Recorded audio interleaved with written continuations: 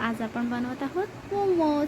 त्याची रेसिपी तुम्हाला मी दाखवते। इथे आपण बेसिक मैदा मळतो तसं मळलेलं आहे। पाणी मीठ वगैरे तेल वगैरे लावून पूर्ण असं डो बनवून घेतलं आणि याला 30 मिनटं रेस्टसाठी ठेवून दिलं। आणि मग आपल्याला आवडतील अशा वेजेस घ्यायच्या, ज्यांना चॉप करून घ्यायचं। चॉपरच्या सहाय्याने किंवा आपण हाताने सुद्धा कट करू शकतो। अशा एकदम बारीक व्हायला पाहिजे, जेणेकरून ते शिजायला बेटर राहतील।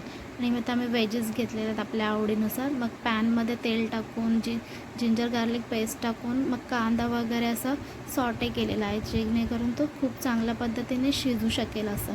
आणि त्याच्यानंतर मग त्याच्यात आपल्या आवडीच्या वेजेस वगैरे घालायच्या आहेत। याच्यात आम्ही पनीरसुद्धा टाकलेलं, एक नंबर लागला आम्हाला। आणि नंतर मग हे सगळ्या भाज्या शिजवून घ्यायच्या आणि मग त्याच्यानंतर त्याच्यामध्ये red chili sauce, green chili sauce हे सगळं ॲड करायचं आहे।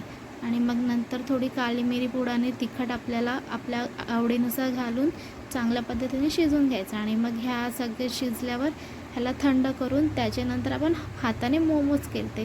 मोमोज तर खूप फनी दिसत होते, पण टेस्टला एक नंबर झालते। जसे की मोमोच्या स्टॉलवर मिळतात त्यापेक्षाही सुंदर झालते ते। अशाच रेसिपीसाठी आमच्या चॅनलला फॉलो करायला विसरू नका। थँक्यू।